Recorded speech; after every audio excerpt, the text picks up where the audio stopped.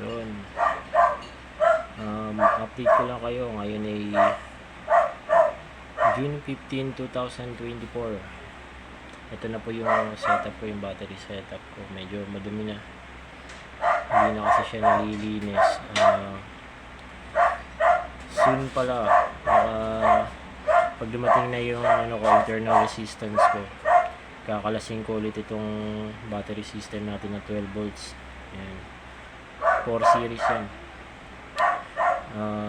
Checkin natin isa-isa yung mga cell kung ilan na ba yung internal resistance nila, kasi doon kasi sa internal resistance malalaman kasi natin kung okay pa ba yung mga battery natin.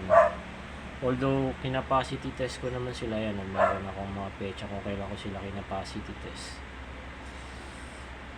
Pagkatapos, ano ko kasi ito nabili, February 2023. Tapos nung January 20 ko lang sila, 2024, na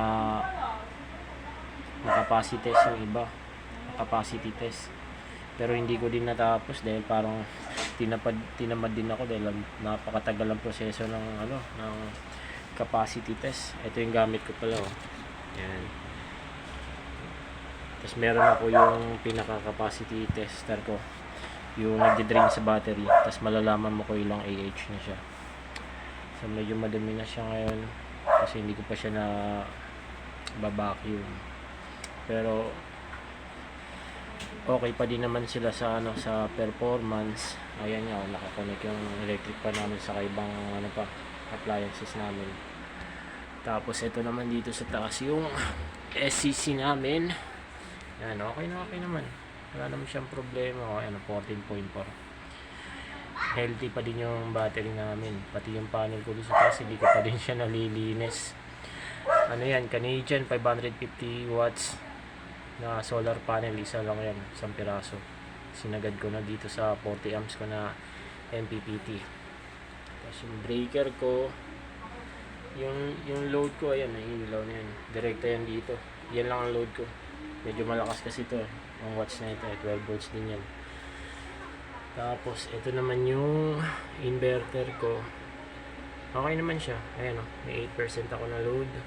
Dalawang ipan yan. Ayan, naglalaro 8%, minsan 9. So, pure off-grid yan, yung one solar natin.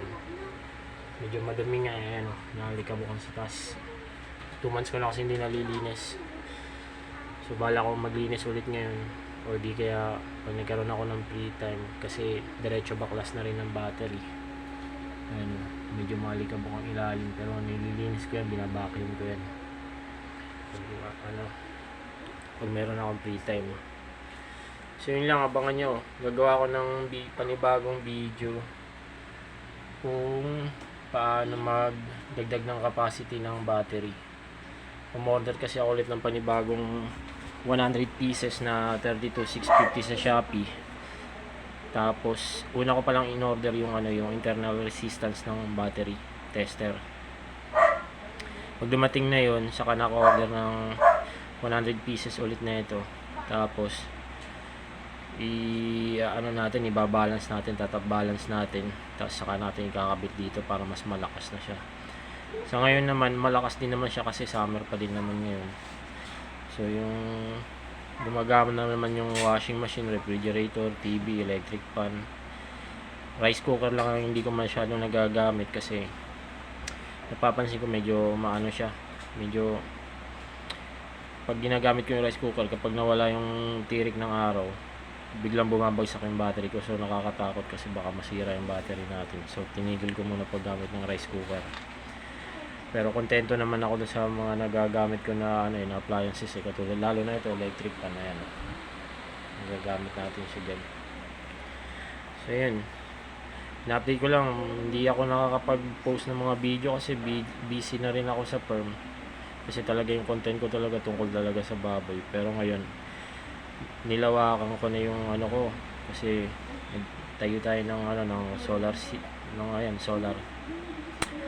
Tapos meron na rin tayong kambing saka chicken, heritage chicken yun. Abangan nyo yun, yung mga magagawa ko ng panibagong video tungkol dun. So ngayon, ito lang muna. Okay, thank you.